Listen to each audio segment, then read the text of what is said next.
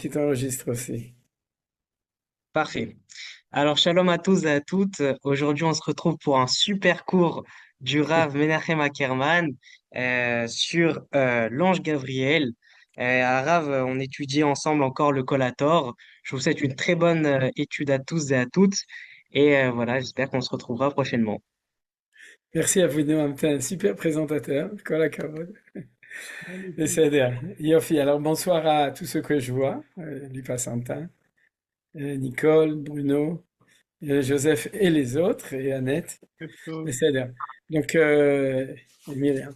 בסדר. Donc, on continue dans notre étude du collator, des étincelles du collator. Vous vous souvenez, c'est ça le chapitre général, et de manière générale, dessus. On va essayer de terminer parce qu'en fait, on étudie sur les 156 Kufnun Vav étincelles, on peut dire, ou Prina dimension que le Gaon de Vilna nous a enseigné dans le livre de Kolator sur l'identité Mashiach Ben Yosef. Tout d'abord, les sujets qu'on a déjà étudiés dans le premier chapitre, je ne les reprends pas. Et je vais essayer jusqu'à la fin, c'est-à-dire jusqu'à fin juillet en principe, de terminer ce chapitre pour voir ce qu'on fait l'année prochaine. Est-ce qu'on continue Quoi, à tort, vous en avez peut-être marre, à tort ou à raison, mais, peut-être on fera autre chose. Mais sinon, la vérité, c'est que je voudrais un petit peu, moi, personnellement, encore un peu continuer l'année prochaine pour prendre les chapitres essentiels, les chapitres 3, 4, 5, et où il y a des très belles choses. Bien entendu, on ne va jamais étudier tout le livre. Et aussi, en fin de compte, étudier le texte du Rav Kook qui s'appelle le Misped, que Manitou a enseigné. D'ailleurs, il y a un des livres en hébreu de Manitou qui est son commentaire sur le Misped du Rav Kook. Donc, et c'est pas un texte qui est très long, donc peut-être aussi l'année prochaine terminer cette étude avec l'étude du Misped. Voilà, tout ça c'est des programmes à long terme. Maintenant, pour retomber sur les programmes à court terme, aujourd'hui, donc là, ce qu'on a étudié la semaine dernière, c'était sur sur Yosef et Yehuda, sur les tensions qu'il y avait entre les deux. Et maintenant, on commence deux nouveaux textes, si Dieu veut, si on a le temps de tout faire. Premièrement, comme je vous ai dit, j'ai un peu corrigé le sujet, c'est sur l'ange Gabriel. Et si on a le temps, on fera encore un deuxième texte des étincelles de Manitou. Donc, j'ouvre tout de suite le texte qu'on étudie ensemble. Et dans ce texte qu'on étudie ensemble, je vais tout d'abord, Birchutrem Karagil, donner la, la tfila et la akdasha, comme on a l'habitude de faire, pour, euh, pour commencer.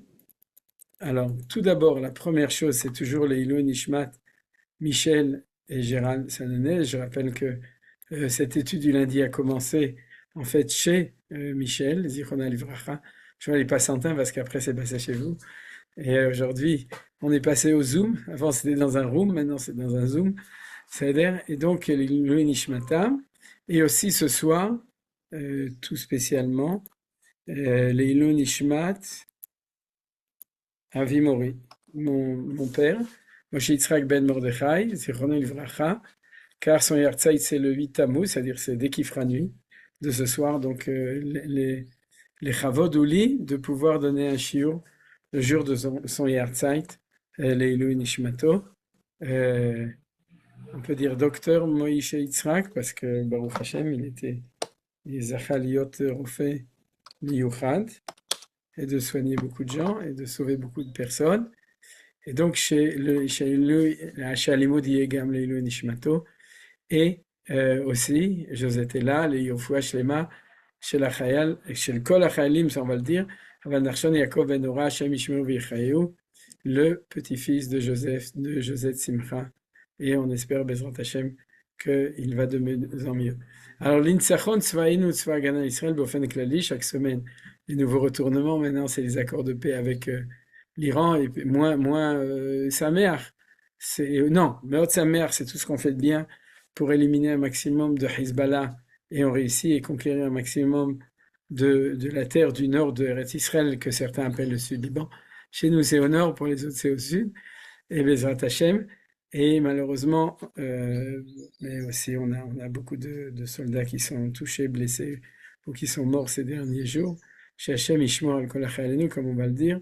Chez Niske, la Shvi, la Rugula Bet, ou Shabbat Kol Venu, לגרש את שונאים ארץ קודשנו, ובייחוד מצפון ארץ ישראל, דרום לבנון, ולשוב ולכבוש נחל בכל חבלי נחלתנו, עד אחרי עליתני בעזרת השם, לשמירה על כל חיילינו מכל צרה וצוקה ומכל פגרה, לרפואת הנפש ורפואת הגוף לכל הפצועים ולכל הנפגעים במלחמה זו, ובייחוד אלה שנפגעו בשבוע האחרון, לנקמת דמם של כל החיילים הצדיקים והגיבורים שנפלו במלחמתנו, ושל כל הנרצחים, השם ייקום דמם, בייחוד אלה שנפלו בשבוע האחרון, כי אתה אדוני הולך עמנו במלחמותינו, להושיענו ולחיש גאולתנו, כמו שכתבת בתורתך, כי אדוני אלוהיכם, ההולך עמכם להילחם לכם עם אויביכם, להושיע אתכם, ונאמר amen. Vous comprenez que chaque semaine, Amen. Amen. il faut, amen, c'est important de faire cette fila. À chaque fois, je me dis, ça nous prend 3-4 minutes de shiur, mais ça nous prend pas,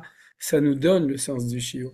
Parce que c'est ça qui nous ramène chaque fois au fait que tout, et d'ailleurs, je vais en parler dans le cours aujourd'hui, cette guerre, c'est Milchemet Geulat Israël.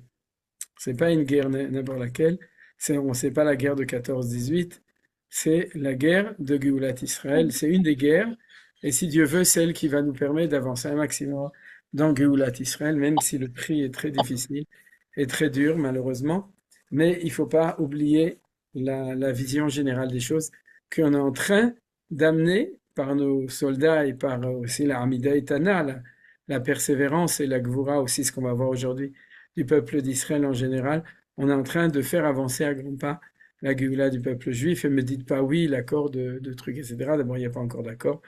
Il y a plutôt des fausses notes qu'un accord. Et, et si Dieu veut, on verra chaque fois comment Akadosh Baruch Hu, par les voies les plus droites ou les plus détournées, fait avancer la Géoula. Tov.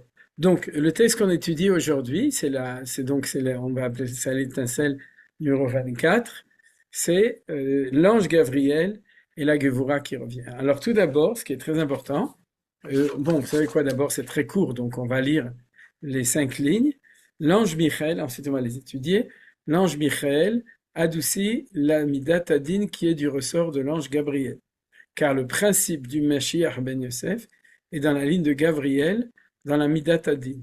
L'homme important, on va le voir ce passouk dans Daniel 9, 21, Vaïsh Gabriel, je sais pas pourquoi le traducteur a mis important, je vois pas l'intérêt, donc on enlève.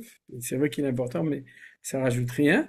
C'est par Gabriel que Yosef a connu la souffrance, et c'est par Gabriel qu'il atteint sa grandeur. Alors on va étudier ce que veut dire le Gaon de Vilna dans cet enseignement de son élève, le Rav Hillel Mishklov, le Baal Kolator, quand il parle de la souffrance et de la grandeur. Tout ça, c'est des Mekorot, il fait allusion à des sources très claires dans l'enseignement des Chachamim, de Chazal. C'est ainsi que l'explique mon ami Rav Saadia. Qui c'est le Rav Saadia? C'était un autre élève du Gaon de Vilna, et donc le Rav Hillel de Shklov cite, il est cité plusieurs fois d'ailleurs, comme je l'ai mis dans la remarque numéro 31, qu'il apparaît plusieurs fois dans le Collator. Qui c'est? Je ne sais pas, mais ça n'a pas d'importance pour nous, puisqu'on ne sait pas qui c'est. C'était un des élèves du Gaon de Vilna qui a transmis cet enseignement et que nous transmet donc le Baal, celui qui a écrit le Collator. Donc, on a ici de nouveau un très grand chidouche qui est très sympathique. C'est quoi? C'est que vous savez que on a l'habitude de dire Mimini Michel ou Mismoli Gabriel, Ken Ulfanai Uriel, Val Roshi, Shechinatel. Tout le monde connaît, c'est-à-dire à ma droite, Michael, à ma gauche, Gabriel, Milfanai, Uriel, devant moi Uriel, Umeachorai, derrière moi Raphaël, Val Rocher sur ma tête, Shechinatel, la présence de Dieu. Ceux qui veulent un cours, j'ai fait une fois un cours sur Bereshit, sur Avraham, Yitzhak et Yaakov, où j'ai expliqué le lien entre ce qu'on dit là et Avraham, Yitzhak et Yaakov qui sont dans la prina de Michael, Gabriel et Uriel. C'est-à-dire que c'est droite, gauche et milieu, ou bien Raphaël derrière. Ah oui, à propos des anges, c'est-à-dire, vous vous souvenez, les 3 anges qui viennent chez Abraham, c'était Michael, Gabriel, Raphaël. Raphaël pour le guérir, etc. Donc, ceux qui veulent un petit peu approfondir ça, vous pouvez retrouver ce cours. Mais maintenant, aujourd'hui, quel est le scoop d'aujourd'hui? De même qu'on a appris que Eliyahu Hanavi, c'est le copain du Mashiach ben Yosef, aujourd'hui, on apprend que Gabriel, c'est le copain du Mashiach ben Yosef. Donc, c'est-à-dire qu'on approfondit, on élargit nos connaissances en faisant des ksharim, des liens entre des notions qu'on connaissait déjà, mais on n'avait aucune idée que ces notions-là pouvaient être liées avec la période historique actuelle du sionisme, qui est la dimension de Mashiach ben Yosef. Alors, tout d'abord, comme introduction très importante, sur l'angéologie, c'est-à-dire, parce qu'il faut savoir où ils habitent les anges, ce qu'on appelle le logis des anges, l'angéologie, c'est que on a une phrase très importante de Chachamim qui nous dit un grand principe, d'ailleurs qu'on voit, Rachid le cite là-bas à propos des 3 anges d'Abraham, En malach echad oseh shte shlichiyot. C'est-à-dire un ange ne remplit jamais 2 fonctions. Manitou l'expliquait parce que le nom de l'ange, malach, la notion du malach, c'est celui qui fait une melacha, c'est-à-dire qui a une fonction. Donc c'est pas comme nous qui sommes multifonctionnels. Les hommes ont fait plein de choses, d'ailleurs on se demande qui en est à cause de ça, puisqu'on a plein de cordes à notre arc, mais les anges c'est très simple pour eux, selon leur nom, qui se termine par le nom de Dieu, c'est-à-dire il est, et aussi le L c'est une direction, c'est-à-dire un ange c'est un vecteur, qui remplit une fonction qui se retrouve dans son nom. Raphaël, responsable de la guérison. Gabriel, responsable de la Gvura. C'est-à-dire, or, donc nous dit le Gaon de Vilna quelque chose auquel on aurait pu s'attendre, c'est que puisque dans la relation droite-gauche, Chassadim ou Gvorot, le Mashiach ben Yosef, il est du côté de la gauche, pas politique, hein, Chas v'Shalom, mais du côté de la gauche au niveau des sphirotes, il est du côté de la sphira qui représente la Gvura. Donc l'ange qui va accompagner Yosef Hatzadik, et donc qui va accompagner le processus messianique qui s'appelle le sionisme, ça va être l'ange Gabriel. Ok, jusqu'à là, donc tout est assez clair et limpide, et donc ça devient intéressant. C'est-à-dire que qu'est-ce qu'on va voir de tout ça? Et bien entendu, dès qu'on a une clé, alors cette clé, elle va nous ouvrir des portes. C'est-à-dire, elle va nous ouvrir une compréhension des textes, tout simplement, et aussi une compréhension de l'actualité. Alors aujourd'hui, comme d'habitude, on va faire en même temps la compréhension des textes et en même temps la compréhension de l'actualité. Alors tout d'abord, la première chose qui est importante pour nous, c'est, dans ce texte qu'on est en train d'étudier, c'est de comprendre ce que c'est que la Gvura. Et pour mieux comprendre ce que c'est la Gvura, je vais reprendre une étude que j'ai faite l'année dernière, ou il y a 2 ans, quand on a étudié le texte du Rav Kook dans Orot HaMilchama. Je vais le reprendre, hein, sans le citer, parce qu'il faut avoir le temps d'avancer un petit peu. C'est que, en fait, la notion de Gvura est une notion complexe, multiple, comme la notion de Chesed ou la notion de Tiferet. Et c'est ce qu'on appelle aussi dans la notion du Midat Hadin, vous savez. Moi, je me dis un peu à cause du soleil. C'est-à-dire de la vertu de la... Et justement, quand on a appris ça avant, quand on était tous un petit peu au Talmud Torah, c'est-à-dire quand on a appris ça au début, on traduisait toujours la rigueur, vous vous souvenez? C'est-à-dire la charité, c'est chesed, et la gauche, c'est la rigueur, et du coup, qu'est-ce qu'on voyait? On voyait Dieu et rigoureux. Et on a raison, puisque c'est une des sphirotes de la Hanaga, de la manière dont Dieu dirige son monde. Donc, bien entendu, que ça vient du côté de la rigueur. Mais pour Rav Kook, il faut comprendre que, et c'est vrai que c'est la rigueur, mais c'est aussi la Gevura dans le sens de la vaillance. C'est-à-dire les Giborim, les soldats qui se battent et qui sont dans la Gvura. Ça fait partie aussi de la Mida de la Gvura. Et ce que avait enseigné le Rav Kook dans ce texte de Orot HaMilchama, que vous avez d'ailleurs, puisque si vous le cherchez, ça a été traduit par Menachem Bregeger, le texte de Orot qui parle de Orot HaMilchama, les lumières de la guerre. Et il dit, quand Am Israël revient en Eretz Israël, donc quand il y a Mashiach ben Yosef, qu'est-ce qui réapparaît dans le peuple juif? Cette vertu de Gvura, de bravoure. C'est-à-dire, vaillance, c'est un petit peu Michel Vaillant, ça vous rappelle quelque chose, mais c'est plutôt la bravoure, c'est-à-dire la bravoure du peuple juif, c'est la traduction, elle renaît. C'est-à-dire, c'est une des valeurs essentielles qui apparaissent. Ah ben, c'est super, c'est ce qu'on est en train de dire.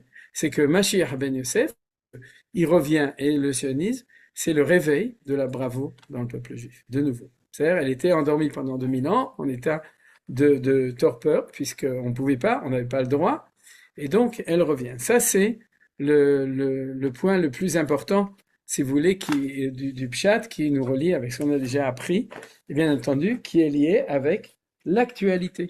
à l'actualité de la bravoure de nos soldats. C'est-à-dire tout ça, ça fait partie d'où ils le tirent. Ils le tirent de la Prina de Machar Ben. Maintenant, ce qu'on n'a pas, ce qu'on va expliquer aussi, c'est le chidouche du Gaon de Vilna qui dit l'ange Michel adoucit la Midat Adin qui est du ressort de l'ange Gabriel. Dans la Kabbalah, c'est ce qu'on dit que le chesed, il fait amtakat adinim. C'est-à-dire ça, c'est des notions qu'on connaît, et c'est ça qui est marqué en hébreu. C'est-à-dire qu'il y a une amtakat adinim. Ouais, un adoucissement de la vertu de dinim qui est rempli par la droite, qui est chesed, et là, dans ce cas-là, Mimini Michel, c'est par l'ange Michel. On va essayer de comprendre comment est-ce que ça se lie dans l'actualité d'aujourd'hui. Alors tout ça pour comprendre, il faut comprendre que il y a ce qu'on appelle des dinim qui sont pas memutakim. C'est-à-dire des dinim qui sont durs. C'est-à-dire c'est pas quelque chose qui est agréable, c'est ce qu'on appelle justement la vertu de rigueur. Alors il faut le lire de deux manières qui vont ensemble d'ailleurs. Le premier, c'est lorsque Chas Shalom Akadosh Hu se conduit avec nous du côté de la vertu de Din. C'est pas du tout agréable et pendant 2000 ans, en fait, c'est ça qui s'est passé.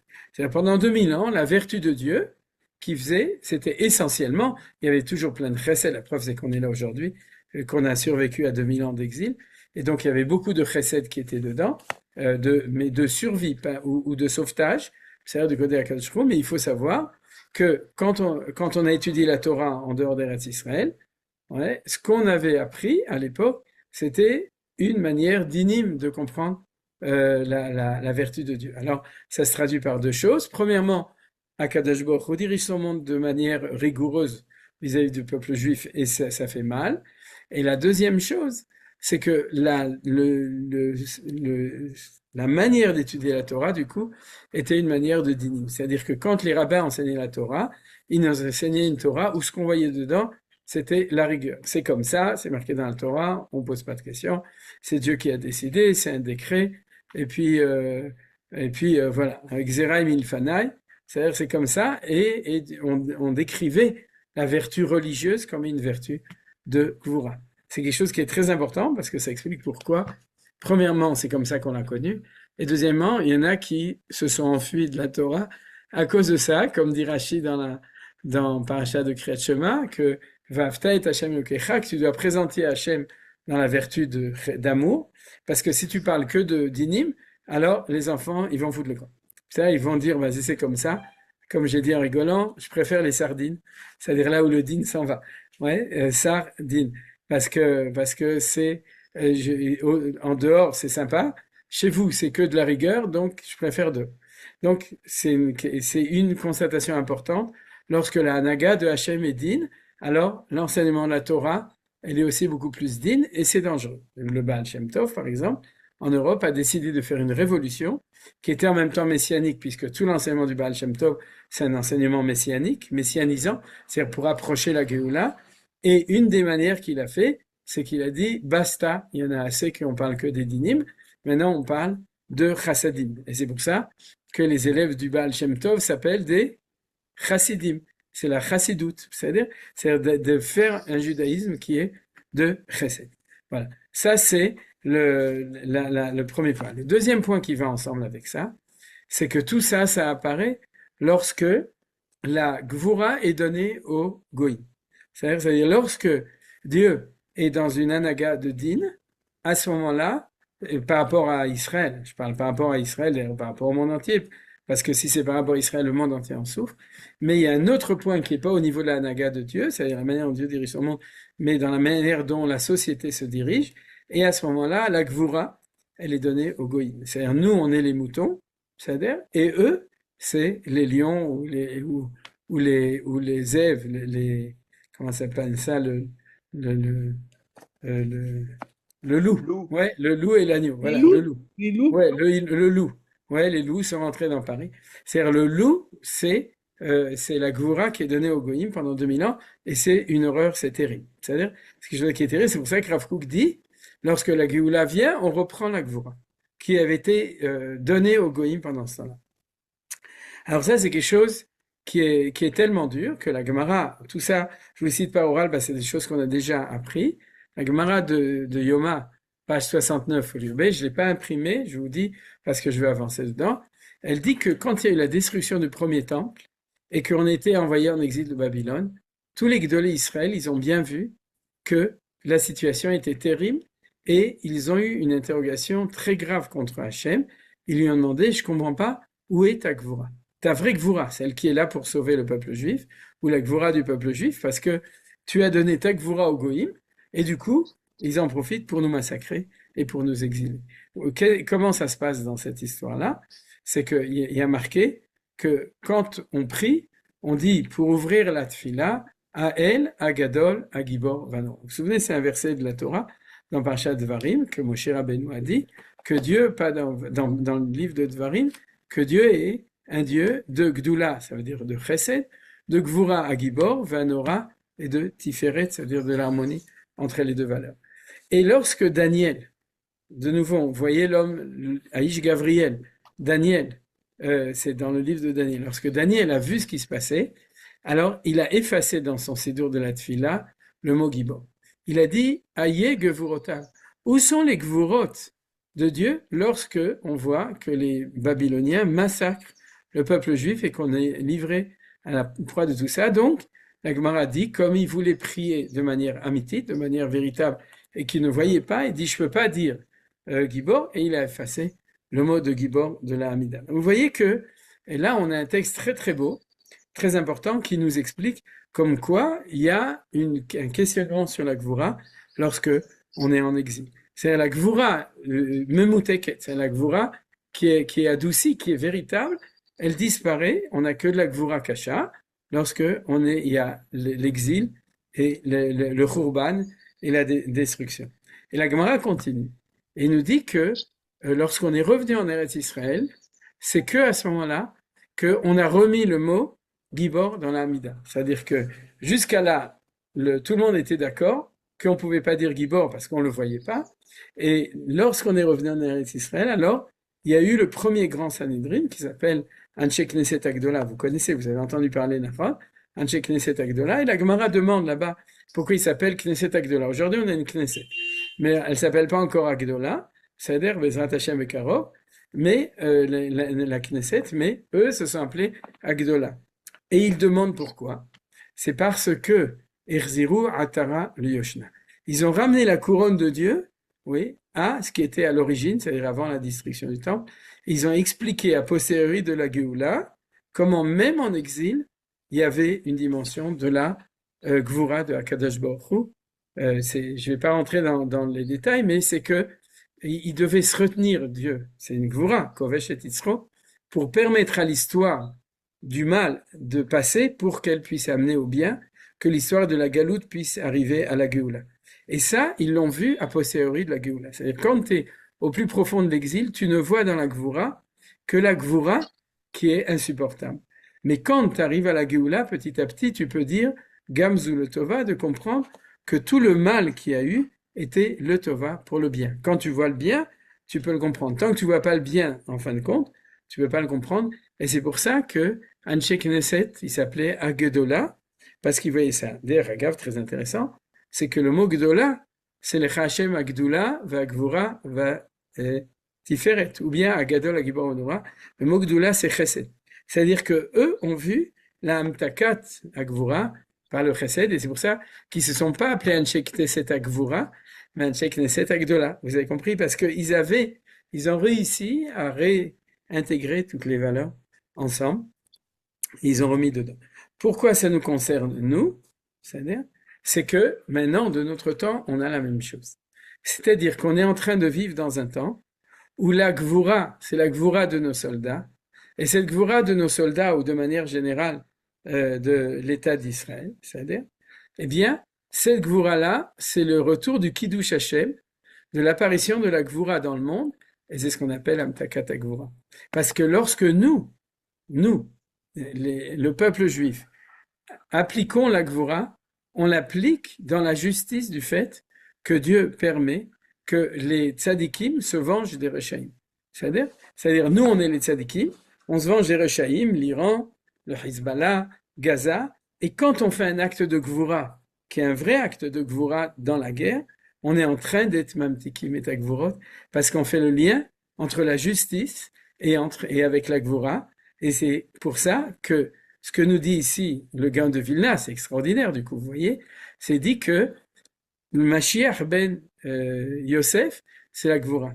Ouais, c'est-à-dire c'est la puissance, la vaillance qui revient, la gvura qui revient dans le peuple juif, mais puisqu'il revient dans le peuple juif, et que c'est plus la gvura chas v'shalom des nazis ou des babyloniens ou de Torquemada, ouais, c'est-à-dire mais que c'est la gvura du peuple juif pour amener la Géoula, alors bien entendu, il y a Michael qui va avec Gabriel. Ce qui est le plus extraordinaire de tout, c'est que Michael Manitou expliquait toujours que l'ange Michael, c'est l'ange tutélaire de Am Israël. Vous vous souvenez sûrement, pour ceux qui ont étudié chez Manitou, qui se souviennent de ça, que Manitou répétait tout le temps. Nous, on n'a pas d'ange. C'est-à-dire pourquoi? Parce qu'on est directement relié avec Akadosh Baruch Hu. Chaque nation, il a son ange à lui. Chaque grande faction du monde a ses anges. C'est-à-dire que Esav, c'est Gvura Kashia, c'est aussi du côté, et nous, on n'en a pas. C'est pour ça qu'il s'appelle Michael, qui est comme Dieu. C'est-à-dire, je suis rien, je suis juste le malach, je suis un malach neutre, suisse. Je suis le malach qui transmet la Elokut dans le monde, et donc ça passe par Israël. Il n'a pas une fonction, sa fonction, c'est d'être transparent à l'existence de Dieu, et donc c'est l'ange d'Israël. Donc, quand on revient en Eretz Israël, pour dire, la Gvura qui avait disparu dans son unité et l'adoucissement avec Michael, la Midat HaChesed, réapparaît, et c'est ça le sionisme. Le sionisme, c'est la Amtakat Adinim, c'est l'apparition dans toute sa force de la Gvura, mais qui est Memuteket, qui est adoucie par la vertu de Michael. Voilà, vous avez compris? Donc, j'irai comme ça. Le peuple d'Israël, l'identité du peuple d'Israël, c'est Michael, au niveau de notre vertu profonde, normale par rapport à Dieu. Et quand on revient en Israël, on réussit à avoir le drapeau de Tzal avec le drapeau d'Israël en même temps.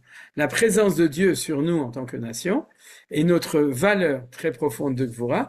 Et ça, c'est Mashiach ben Yosef dans toute sa splendeur. C'est-à-dire, à ça, c'est le premier enseignement qu'on étudie aujourd'hui pour comprendre le texte du Gaon de Vilna dans la première ligne, si vous voulez d'ailleurs, euh, euh, parce que c'est la ligne qui nous parle de l'identité du Mashiach ben Yosef en tant qu'identité qu'on connaît nous. Alors, ce qui est extraordinaire, c'est que ce souffle de Gvura, c'est quelque chose qui est extrêmement fort depuis 3 ans. C'est-à-dire depuis 3 ans, vous vous souvenez que les vieux qui étaient Giborim, c'est-à-dire les vieux sionistes, ceux de 48, ceux de 67, ceux de 73, ceux surtout de toute cette génération-là, qui étaient clairement les Giborim du sionisme historique, étaient en train de dire, mais si Dieu nous en préserve, il y avait une guerre maintenant, nos petits jeunes, c'est des jeunes qui s'occupent que de leur smartphone et de leurs petites bêtises, etc. Eux ne pourront pas. Or, ce qu'on a vu depuis 3 ans, c'est que non seulement il y a une gvoura extraordinaire, mais c'est même une gvoura nouvelle, c'est-à-dire avec une autre forme, très, très reliée avec la Torah, avec la sainteté, avec la Kedusha, quelque chose qu'on ne connaissait pas auparavant, c'est tout ça. Et hier, j'étais dans une chava dans le Shomron, euh, pour visiter, elle avait été dans plusieurs chavot. Vous savez ce que c'est? C'est le nouveau sionisme. J'étais d'ailleurs, j'ai pas eu le temps, mais j'étais dans un autobus, mais j'étais à côté de chez vous, les passants. On était à la chava de Chouvéel, là où il y a la brecha en bas, j'imagine que vous connaissez bien. On a même sauté dedans. Mais ce qui est extraordinaire, c'est que tu te promènes, il y a aujourd'hui 200 chavot dans le Davé Shomron, il faut le dire à tout le monde. Il faut raconter que depuis 3 ans, on est en train de faire 2 choses. On est en train de conquérir le Gaza et le Sud-Liban et la Syrie par nos soldats, et on est en train de conquérir Yehuda et Shomron, ce qu'on n'a pas fait depuis 67 vraiment, grâce à des jeunes complètement fous, c'est-à-dire qui sont obsédés par une seule chose, c'est de s'installer dans des endroits les plus sauvages. Ils demandent rien, ils s'installent là-bas dans des petites maisons et puis ils cultivent la terre ou bien ils amènent des moutons ou des vaches pour conquérir le terrain. Et actuellement, c'est des milliers et des milliers d'hectares de Yehuda et Shomron qui étaient en train d'être pris par les Arabes. qui sont repris, et je vous engage à aller vous promener là-bas. Peut-être les Pensantats, ils nous organisent un petit tioul pour Midreshet Yehuda, mais באמת, זה היה שווה לעשות את זה. Et donc, et de voir, on parle de quelque chose comme des dizaines de milliers d'hectares de dunamim, de dunam, c'est des arts, sur les 6 millions de dunamim qu'il y a dans Yehuda Veshomron, c'est des centaines de milliers de dunamim qui sont en train d'être récupérés par nous, d'être conquis par nous grâce à ça. Et tout ça, c'est par des jeunes qui sont la Gvura en elle-même, c'est-à-dire, je parle des soldats, je parle de ça. Tout ça, ça s'est réveillé grâce au 7 octobre. Ouais, dans le 7 octobre, il y a la Gvura Kasha, c'est-à-dire des dinim Kashim qui arrivent ce jour-là. Mais depuis, ça a donné un élan dans le peuple juif de Gvura Memuteket, c'est-à-dire de Gvura adouci, qui est le scène de la cohorte de Mashiach Ben Yosef. C'est-à-dire qui est ici, qui est en train d'apparaître. Voilà. Ça, c'était la première partie du limoud comment ça s'appelle? Du Gaon de Vilna. La deuxième, c'est ce qu'il dit ici, c'est par Gabriel que Yosef a connu la souffrance et par Gabriel qu'il atteint sa grandeur. Alors ça veut dire quoi? Ça veut dire c'est comme toujours. Tu veux comprendre ce qui se passe aujourd'hui, une fois que tu as les clés, alors viens, on rouvre le Chumash, on va relire ce qui se passe dans le livre de Bereshit, on va relire l'histoire de Yosef et de ses frères, et puis on va comprendre ce qui se passe aujourd'hui. Vous comprenez? Mais ça, pour pouvoir le lire, il faut changer de lunettes. Ouais, il faut acheter des lunettes, ma chère Ben Yosef. C'est-à-dire, et à ce moment-là, on peut lire les choses. Alors, il faut comprendre. Qu'est-ce qu'il dit? Il dit deux choses. C'est que la souffrance ou l'exil de Yosef apparaît par la Gvura et la Géoula apparaît par la Gvura. Bien entendu, c'est ce qu'on vient de voir. Lorsque la Gvura, la Mida de Gvura de Dieu est donnée Chas Veshalom au Goïm pour détruire le peuple juif, détruire le temple et la terre d'Israël et pour envoyer le peuple juif en exil, c'est la Gvura qui n'est pas adoucie par les Chassadim, qui apparaît dans la mesure, et c'est ce qu'on a vu à propos de la Gemara dans Yoma Samertet, donc que je vous ai cité. Et lorsque le temps de Géoula vient, alors apparaît la dimension dans Yosef, non pas de descente en Égypte pour lui, mais au contraire de Géoula. Alors là où il faut toujours se souvenir, la Géoula de Yosef dans le texte, c'est quand il devient le vice-roi de Pharaon. Vous vous souvenez? C'est-à-dire que dans une première lecture au premier niveau, on est toujours dans la galoute. Dans une lecture au deuxième niveau, c'est lorsqu'il sort de son puits et qu'il est nommé roi. Et puisque la valeur du Mashiach, c'est Melech HaMashiach, c'est la Malchut.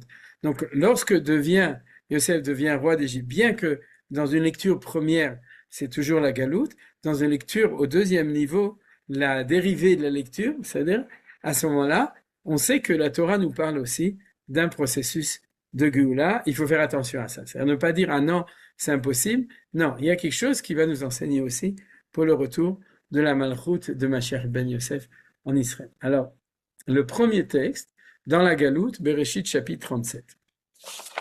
Regardez, Vaelchu Echav lirot etzon avia Mishrem. C'est-à-dire, après que Yosef raconte ses rêves, alors il y a marqué que ses frères le haïssent. Et à ce moment-là, ils ne peuvent pas parler les shalom, ils ne peuvent pas être en paix, mais le père, Yaakov Avinu, Shomer et Adavar, il dit, j'attends, Shomer, ça veut dire je garde en moi, j'attends comment est-ce que les choses vont se réaliser, et il n'a aucune idée, personne n'a aucune idée, Hachem ne leur a pas donné, c'est-à-dire Elimimeno, mais en fait, ça va commencer par la galoute qui va amener la Géoula. C'est toujours la même chose.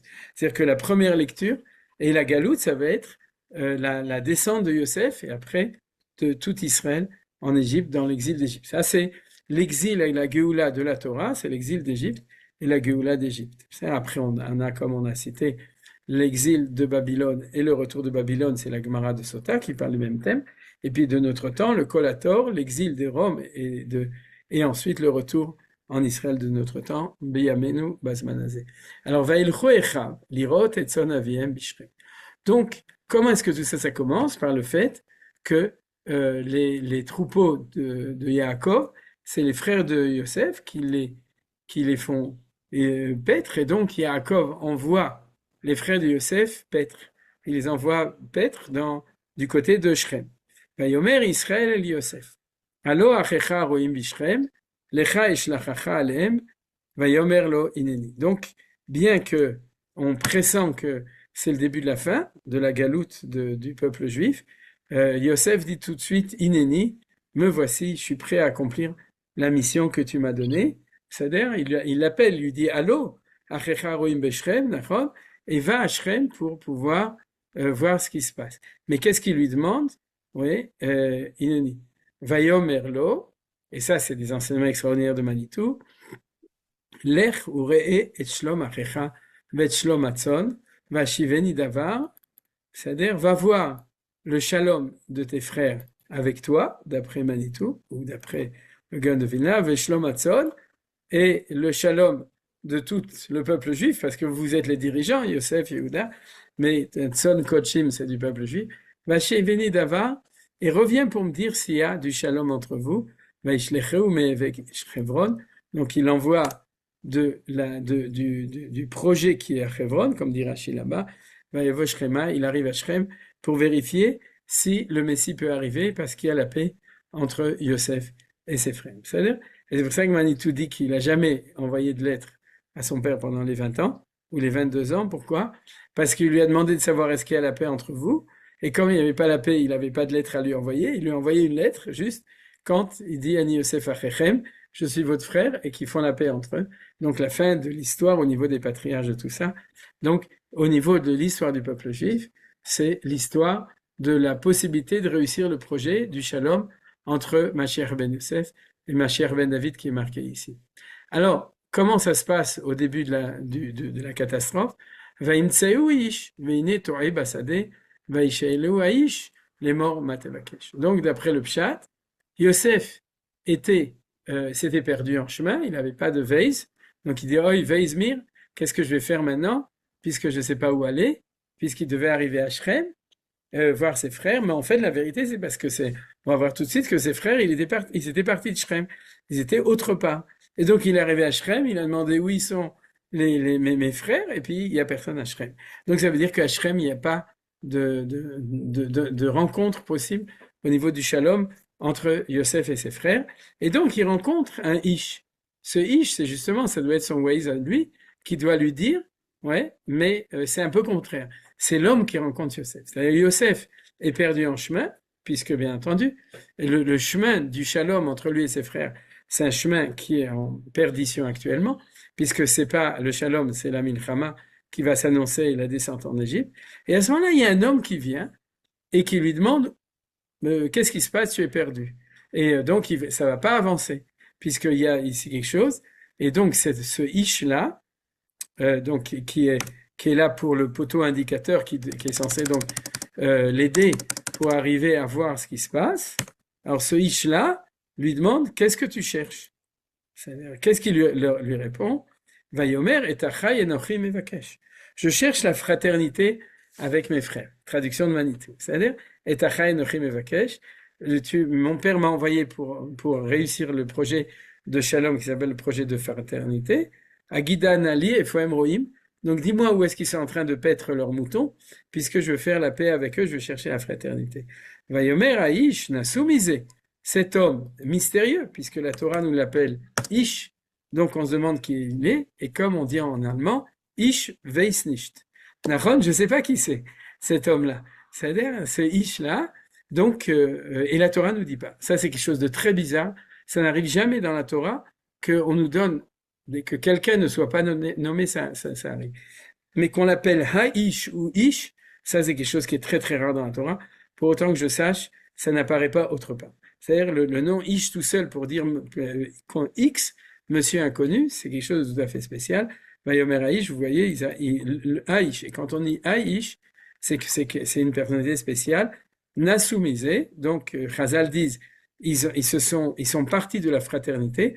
À Shrem, vous auriez pu faire un pacte de fraternité, mais ils sont partis et ils sont allés. Nelchadutaina, ils ont décidé d'aller dans un endroit contraire de Machloket, qui s'appelle Dotan. Vayelech Yosef Acharechav, donc lui, il continue dans son projet, il veut voir ses frères. Vaimtsaem Bedotan, il est trouvé à Dotan, et à Dotan, c'est là qu'ils lui prennent sa ctonnette, son manteau, et qu'il décide tout d'abord de le tuer de manière directe en le jetant dans un puits, et ensuite de le faire descendre en Égypte. Et donc, vous voyez que ça, c'est le début de la galoute.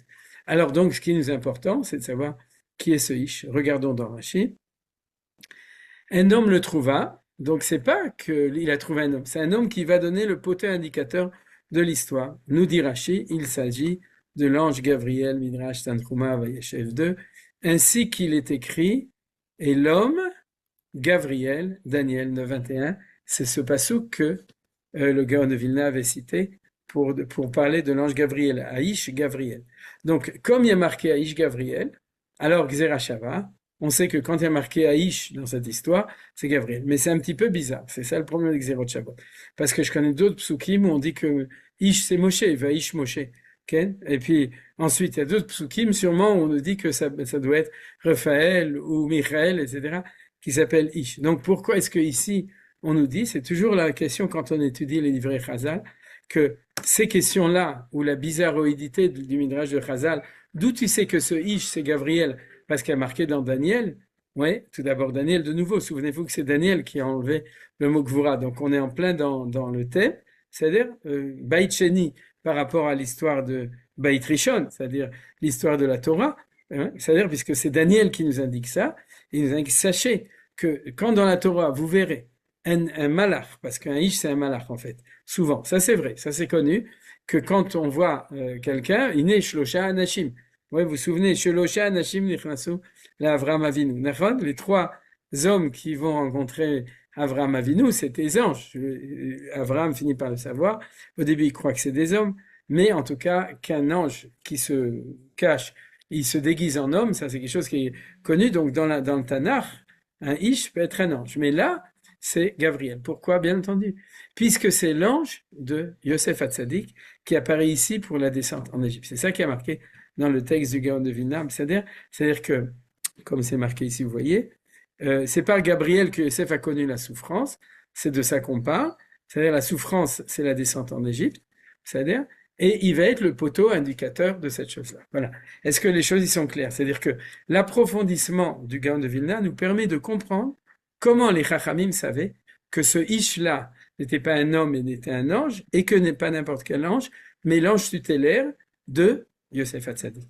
Puisqu'il est là pour trouver Yosef, pour l'engager dans quoi? Dans l'échec, en fait, de la fraternité qui va ramener à la galoute, ça on l'a vu dans les textes d'avant, et donc il est là au bon moment, c'est le poteau indicateur pour nous indiquer, sachez que je suis l'ange de Yosef et que je suis là pour envoyer Yosef en Égypte. Bien entendu, on le comprendra après, mais Dieu nous l'explique directement ici, et c'est pour ça que les Chachamim nous l'ont indiqué dans cet endroit-là, dans le Midrash Tanchuma.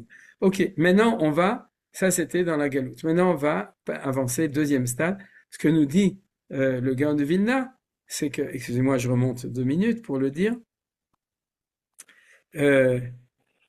ici, et c'est par Gabriel qu'il atteint sa grandeur. Donc on est toujours dans l'étude du Chumash Bereshit. C'est où par Gabriel qu'il va atteindre sa grandeur? Alors regardez, le texte, bien entendu, il est marqué dans les remarques, mais je vous le montre, c'est un texte, j'ai pas eu le temps d'amener le texte en français, mais je vais vous le traduire. Dans la Maseret Sota, page 36, folio B, que vous connaissez bien entendu en tant que Midrash pour ceux qui étudient le Chumash, mais on le voit maintenant dans le texte. Amar Rabbi Chia Baraba, Amar Rabbi Yochanan. Donc Rabbi Yochanan, Rabbi Chia Baraba, qui est un des élèves de Rabbi Yochanan, un des Amoraïr et Israël, enseigne le don de son maître Rabbi Yochanan. Il dit comme ça. Besha Shamarlo Paro Yosef. Lorsque Pharaon a dit Yosef, qu'est-ce qu'il lui a dit?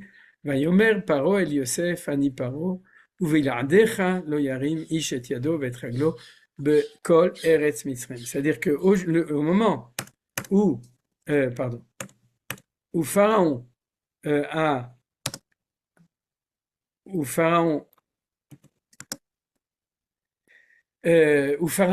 a sorti Yosef du bord, alors il l'a tout d'abord il l'a monté, mais il a fini par le nommer roi d'Égypte. D'accord? On va appeler ça vice-roi, Mishneh la Melech, le second roi, mais en tout cas, il lui a donné le Koach HaMalchut, et c'est pour ça que ça s'appelle Melech HaMashiach, c'est-à-dire que la vertu messianique de Yosef apparaît à ce moment-là.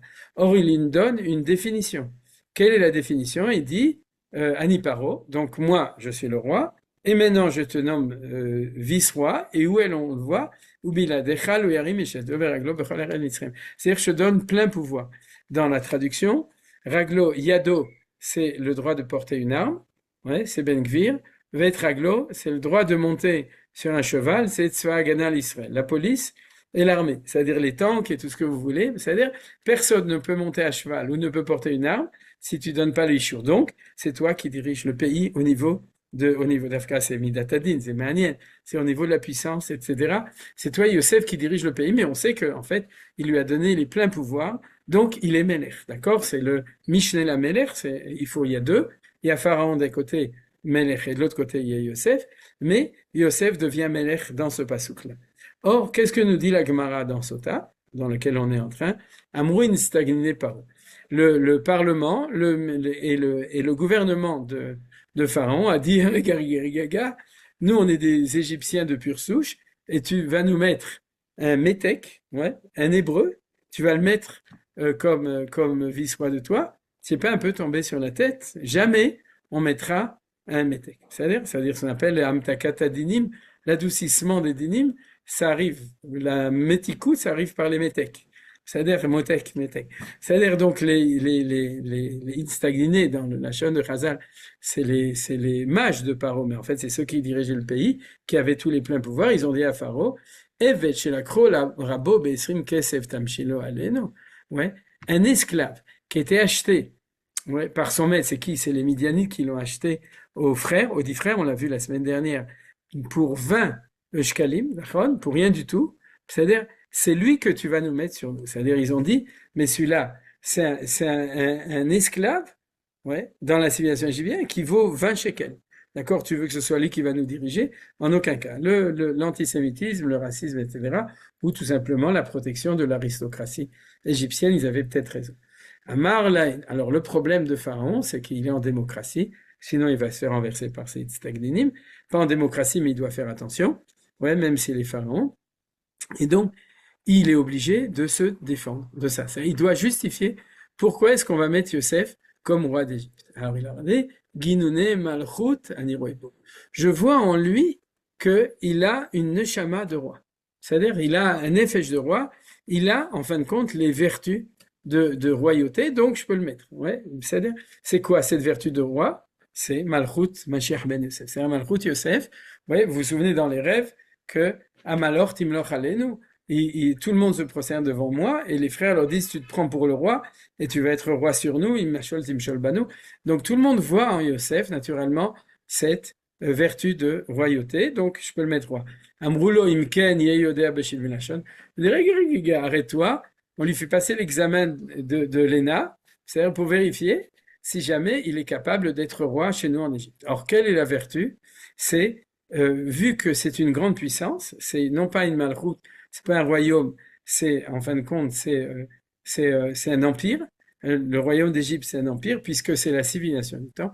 Donc, pour pouvoir devenir roi en Égypte, il faut connaître les 70 langues. Vous avez compris l'idée, d'accord? C'est-à-dire que tu dois être capable de parler toutes les langues à l'ONU, parce que sinon, tu peux pas être roi en Égypte. Et Pharaon connaît les 70 langues, donc, ils lui disent, OK, tu veux, il faut qu'il prouve, non pas même si c'est un métèque, il faut qu'il prouve qu'il est capable d'être le roi de la civilisation du temps, et ça s'appelle l'universalisme des 70 langues, des 70 nations.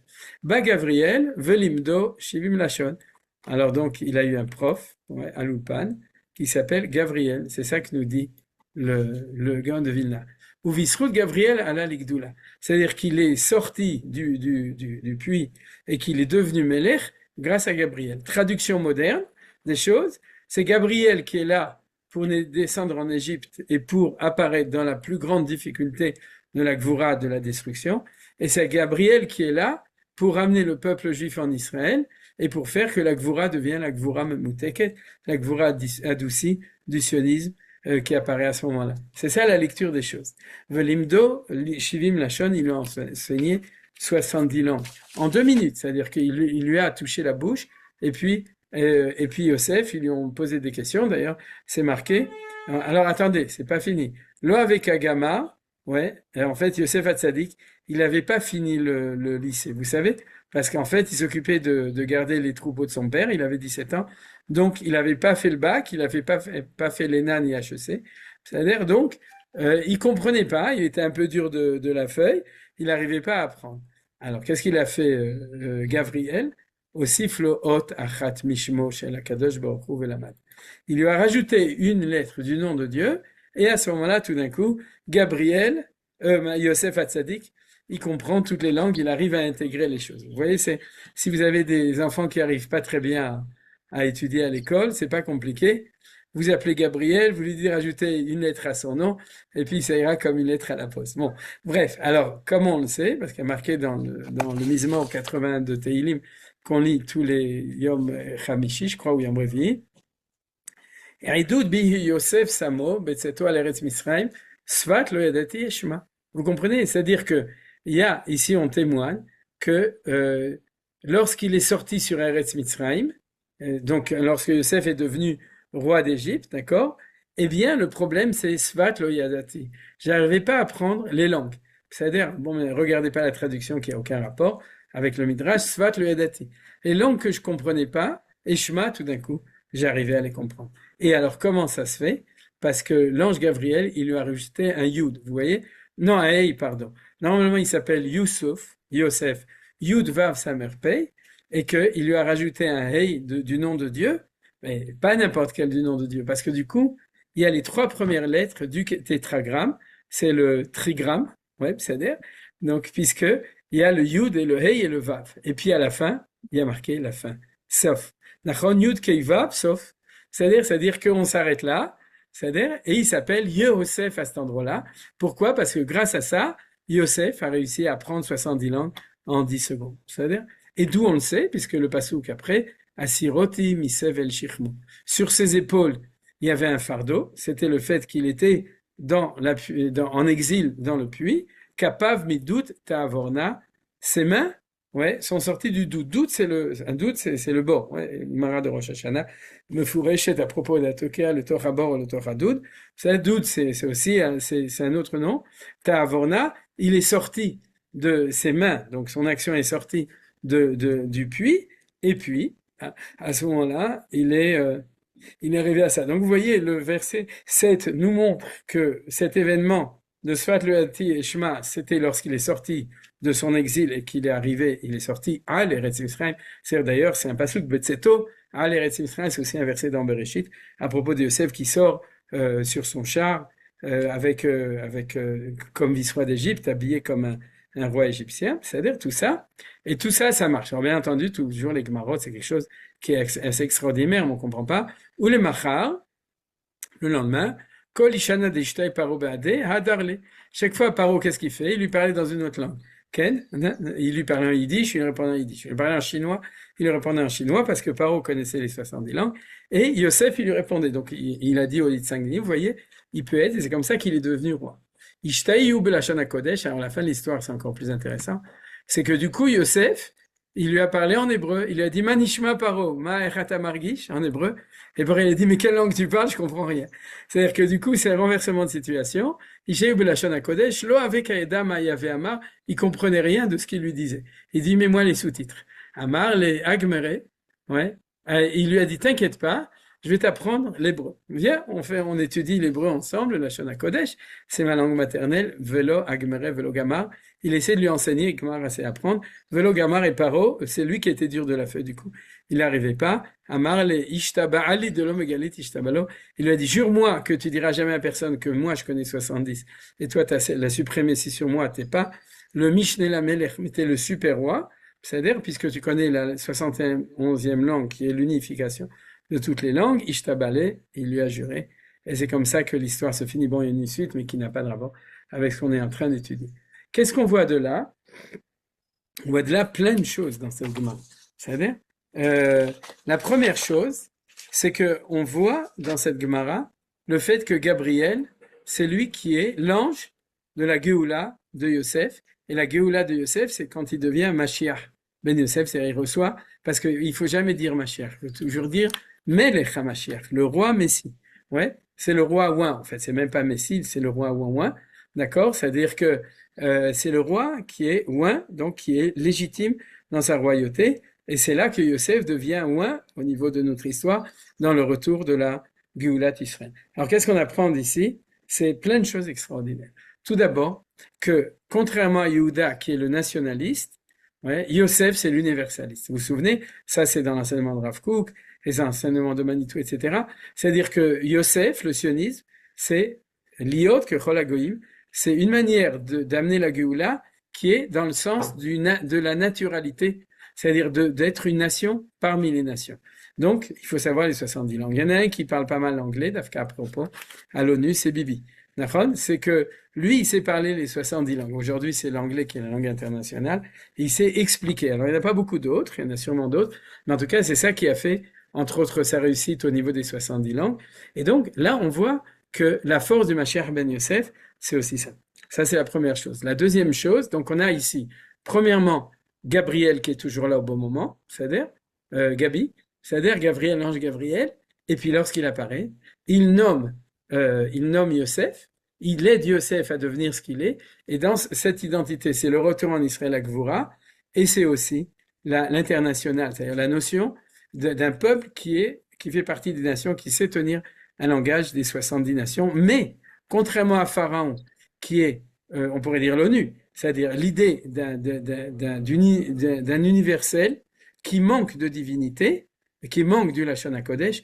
Yosef connaît les 70 langues, plus la 71e langue, qui est le principe unificateur de tous, de même que dans le Sanhedrin, il y a 70 membres, et il y a le Nassi à Sanhedrin, celui qui est unificateur de tous, et de même que dans le peuple juif, il y a 70 personnes qui servent en Égypte, et il y a Yaakov Avinu qui est le principe unificateur de tout ça, et de même qu'il y a Shivim Panim la Torah, et qu'il y a un Panim Echad, qui est celui de l'unification de tout ça, et ça c'est le rôle de Yosef, d'être capable de faire cette chose-là que Pharaon n'arrive pas à apprendre, et n'arrivera jamais à apprendre, puisque c'est la spécificité de l'universalisme unificateur, Achdut Amidot, qui est le sionisme, qui est le peuple juif qui revient de son temps. Avant que Yehuda arrive, c'est Mashiach ben David, Yosef qui arrive à faire ces choses-là. Alors, pour terminer, regardez, très intéressant. Yoshua Binoun, vous avez entendu parler de lui? Ouais. Alors, et les Shemot Anashim Ashalach Moshe et la tour et Haaretz. Ouais. Lorsque Moshe il envoie les explorateurs faire un petit tour en Israël, alors Vaikra Moshe le Hoshea Binoun Yoshua. Qu'est-ce qu'il lui fait? Moshe a appelé Hoshea Binoun, il a prié pour lui, veuille Hachem te sauver du complot des explorateurs. Qu'est-ce que dit Rashi? C'est qu'il s'appelait Hoshea et il lui a rajouté un petit yud. Et le résultat, c'est quoi? C'est que la Geoula, le Hoshea, Nachon, elle est précédée de les trois lettres du trigramme, Nachon, de Yud Kev Vav, le même que Yosef Hatzadir. Or, Yoshua Binoun, c'est celui qui est le Gibor de la sortie d'Égypte. Pourquoi? D'abord, il tue tous les Amalécites, ça on l'a déjà vu, ouais, c'est lui qui est envoyé, et ensuite c'est lui qui va, le premier Ramatkal et le premier Melech, qui va conquérir la terre d'Israël. Et le Gaon de Vilna nous l'amène tout le temps. On l'a déjà vu que Yoshua Binoun, c'est le Mashiach ben Yosef de la sortie d'Égypte, c'est-à-dire celui qui est là pour nous faire conquérir la terre d'Israël. Et comme par hasard, il a les mêmes trois lettres. Alors maintenant, 2 minutes de Kabbalah, pour ceux qui ont le courage, on l'a déjà dit, c'est que quand le Hey d'en bas, c'est la Malchut. Et la Malchut, maintenant, c'est Malchut de David.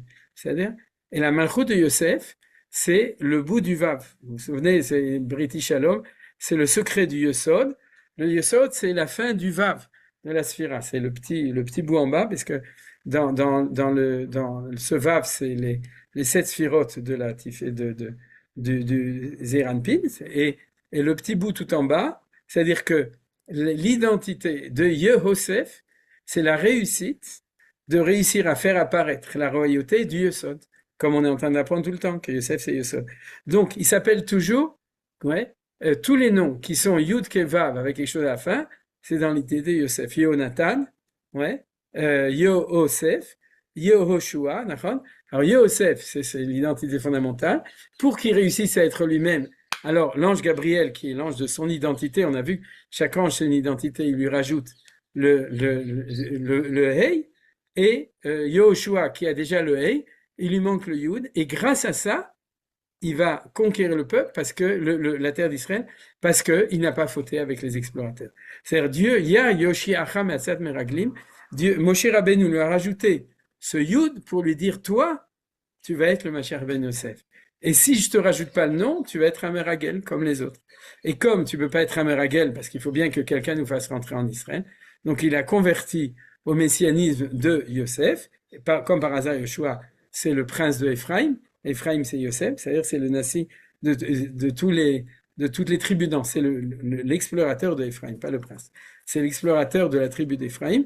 Donc lui, il va réussir le projet Yosef, puisque c'est Ephraim, c'est Yosef. Et donc il faut absolument le cachériser. Comment on le cachérise? On lui rajoute cette lettre, et à ce moment-là, on va le tirer le Goël. Ce qui est incroyable, c'est que quand on rentre en Eretz Israël, Yoshua renouvelle l'alliance du Sinaï. Où est-ce qu'il la renouvelle? À Shrem. Et qu'est-ce qu'il fait? Il construit une stèle. Et sur la stèle, qu'est-ce qu'il écrit?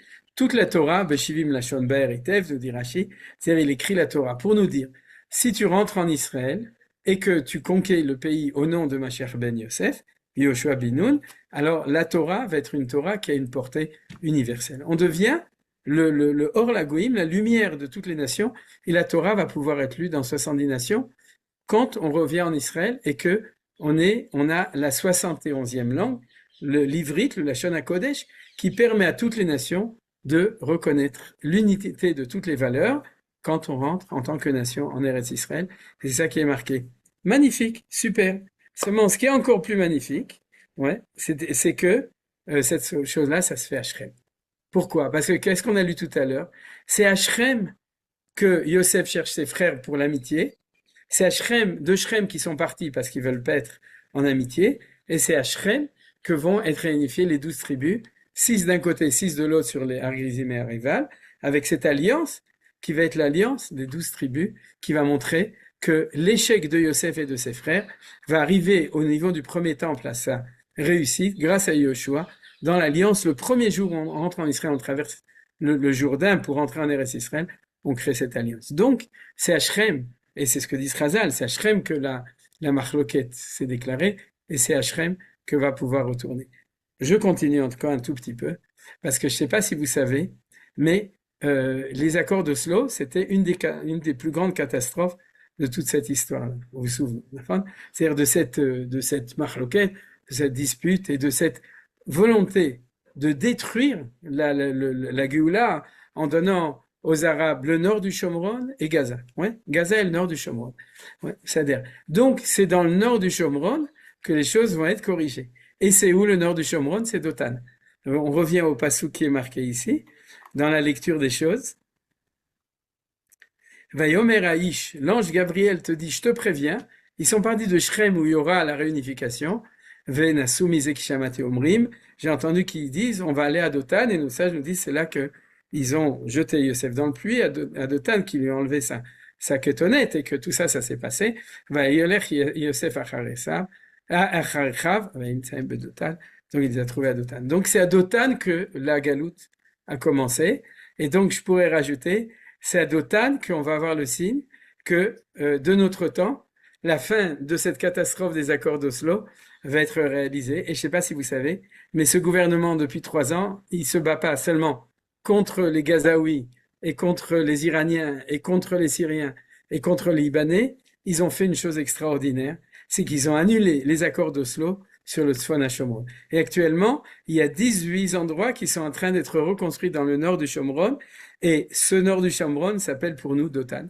Voilà. Donc, tout ça, c'était pour vous dire que pour le cours d'aujourd'hui, combien ces choses sont extraordinaires au niveau de la signification actuelle des choses. C'est-à-dire, on est en train de tout remettre en place depuis 48, depuis le début de l'État d'Israël, avec Yosef, avec la Gvoura et tout.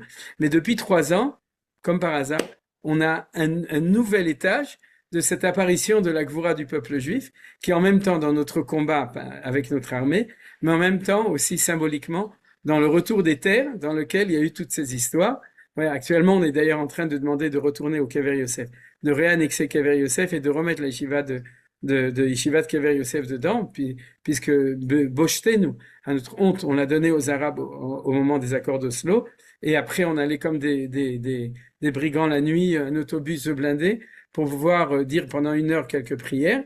Mais Baruch Hashem, tout ça aussi, imaginez-vous la force de Géoula que ça va être lorsque il y aura de nouveau la yeshiva à Kever Yosef. Imaginez-vous la force que ça a, que dans la région de Dotan, les Juifs sont en train de revenir, tous avec des grandes péotes et avec qui étudient la Torah, c'est une Géoula extraordinaire, et avec le fait que les accords d'Oslo ont été annulés pour le Tzadon HaShomron, c'est-à-dire que c'est fini, on n'est plus en exil, on peut revenir là-bas et on peut corriger tout ça. Voilà, donc vous voyez les grandes choses qui sont en train de se passer depuis 3 ans, et puis depuis tout le temps de ça, qui sont liées avec tout ce qu'on étudie, même au niveau le plus précis de la géographie de la Géoula. Zéou Todarabah pour l'attention, et on va relâcher l'attention.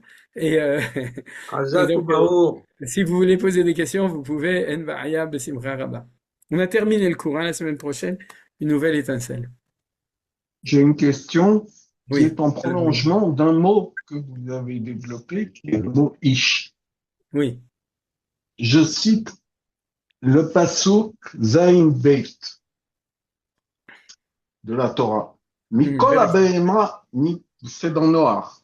Oui, Mikol Abehema Torah, tikach lecha shiva shiva, ish veishto. d'accord. Toutes les traductions que j'ai lues arrivent avec Zachar en Nekeva, y compris celle d'Ontos. Oui. Qu'est-ce que vous avez à dire là-dessus? Ah, j'ai Même beaucoup de pour choses à les dire. impurs? Ouais, Oui. j'ai beaucoup de choses à dire. Je l'ai d'ailleurs enseigné une fois. Mais ben, vous n'êtes pas censé, pour ceux qui écoutent, vous souvenir de tout. Mais c'est pas Cachour. Mais je vais quand même, puisque tu as demandé, je vais te le dire. Je vais vous le dire. C'est que, normalement, c'est partout marqué Zacharon et Keva. Et il y a une très belle Gemara au début de Psachim qui dit Kem akatuv sheva otiyot me'atorah, pour dire que ces animaux, au lieu de dire qu'ils étaient impurs, tamé, il dit Asher lo tehora, qu'ils n'étaient pas purs.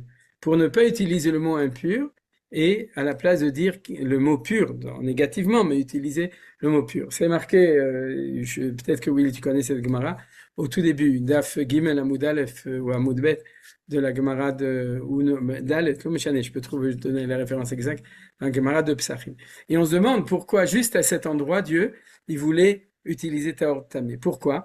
Parce que nos sages nous disent que les animaux qui sont rentrés dans la Théba, c'est ceux qui n'avaient pas fauté dans la faute de tromper leur mine en allant mine besheno mino.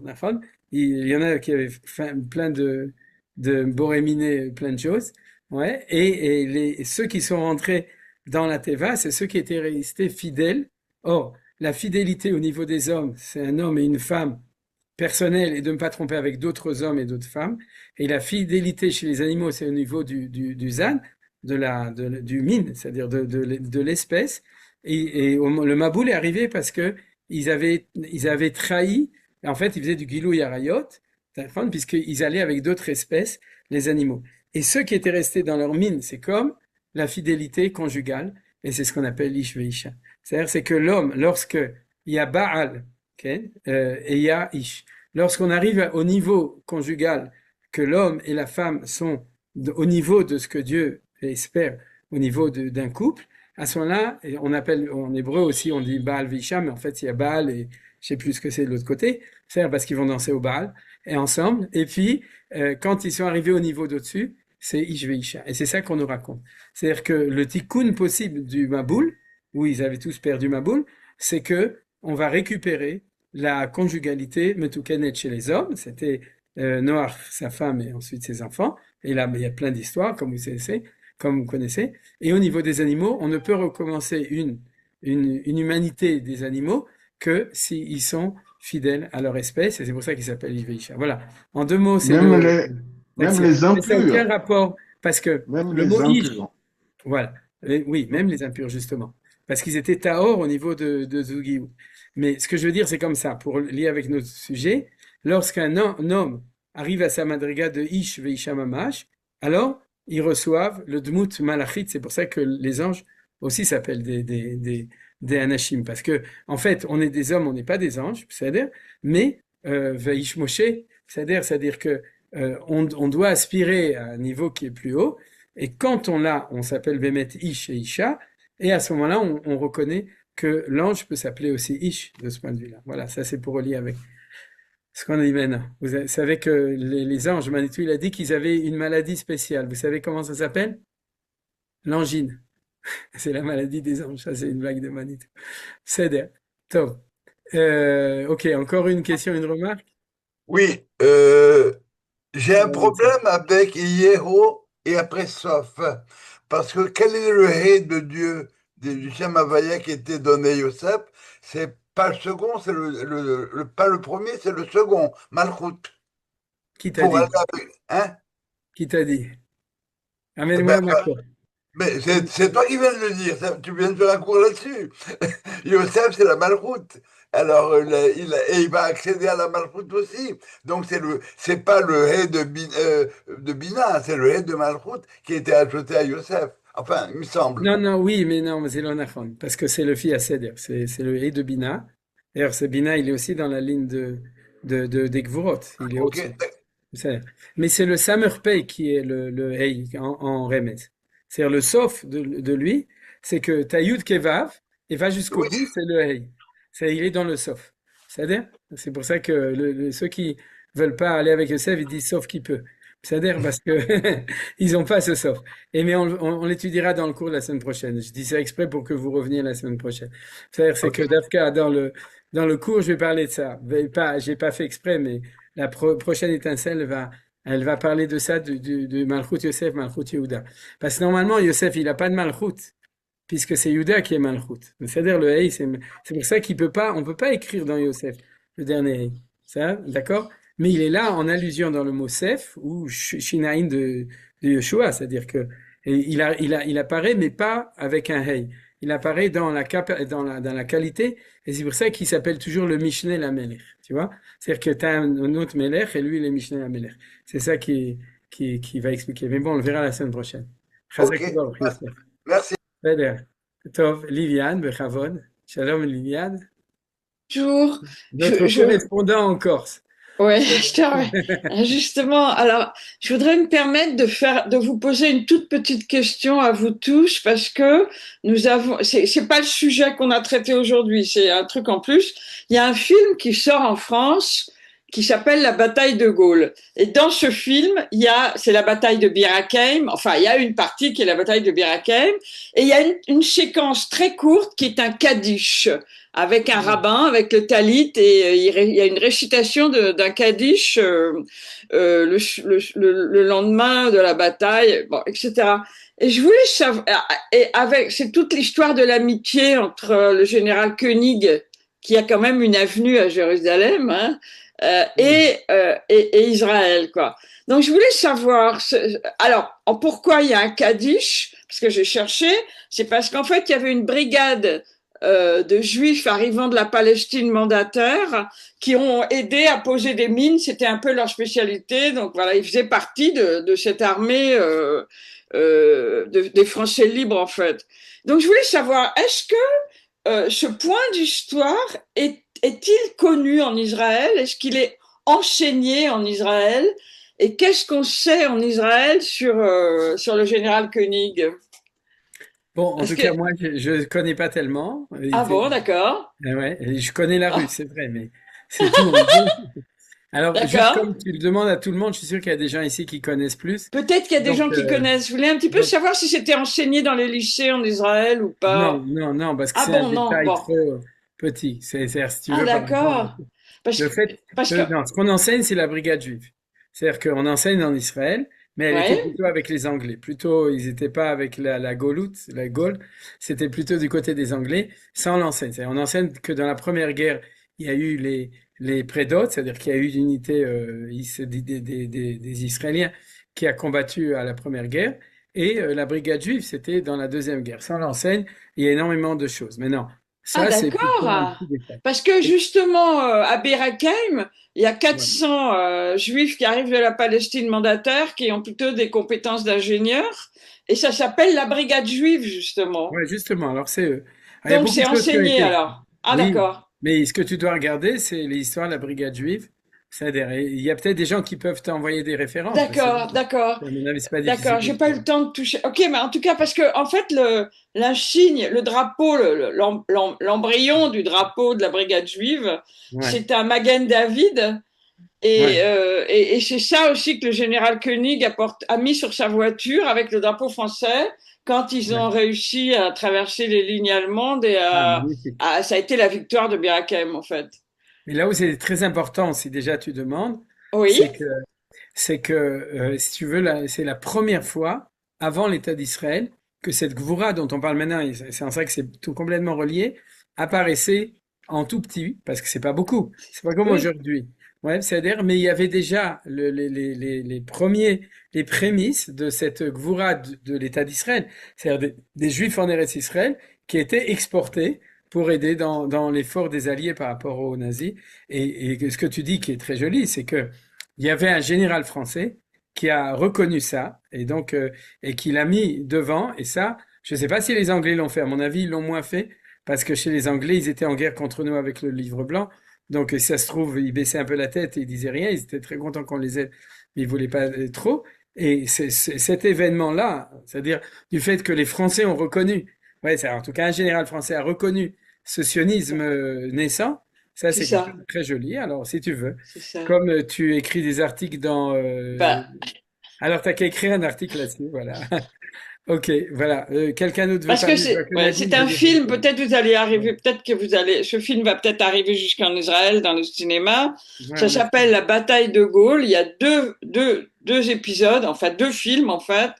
Le premier, il porte de 41-42 et le deuxième, c'est la période 1943-1944. Et moi, ce qui m'a intrigué, c'est qu'il y a une séquence où on voit un Kaddish. On Ben voilà. voit des soldats en short, des hommes du désert, hein, qui avec un rabbin avec un talit, mais dans le film, le réalisateur n'explique rien. C'est juste une séquence comme Voilà, ça. ben, ça c'est. Ça m'a intrigué. Alors j'ai essayé de comprendre. Ah. Ouais, Il c'est bien. faut dire Bon, que Pierre Koenig était président de France-Israël. À l'époque, mon grand-père était très ami avec lui et j'ai eu l'honneur, j'étais toute petite, de lui servir le café. Donc T'as j'ai eu connu l'honneur de quoi? J'ai pas entendu. de lui L'honneur de quoi? servir le café. Ah, c'est Pierre Yofi. Koenig. Voilà, il Ah, était chez mon génial. Donc tu vois, grand-père. Mon Viviane. grand-père était un grand sioniste, il connaissait très bien Pierre Koenig, et donc le général. Je me souviens d'une grande. Il était grand comme ça. Et moi, j'étais toute petite, il m'a dit amène-lui le café. Alors, c'est un souvenir extraordinaire. Il a fait Chazak Baruch. Génial. Eh ben, écoute, ça c'est merci la meilleure beaucoup. des réactions. Kol hakavod. Et Merci on va beaucoup. terminer là-dessus parce qu'il est un peu tard, à moins qu'il y ait quelqu'un qui veuille encore dire une remarque rapide. Sinon, on s'arrête là. Ok, alors, eh ben, Bezrat Hashem à lundi prochain ou à mercredi, ça dépend des auditeurs. Merci C'est bien. beaucoup. Et à Toda, bientôt, merci Bezrat beaucoup. Hashem, Litrat. Kol Tov Toda Shalom. רבה, תודה רבה רב, תודה. Da. Shalom uvracha. זה מה Toda rabba. Bon après-midi. Merci d'avoir visionné cette vidéo. Je vous invite à vous abonner à notre chaîne InMode pour plus de replays, de conférences, de cours, d'interviews. Cliquez sur le bouton juste ici et vous êtes abonné à l'InMode. À très bientôt.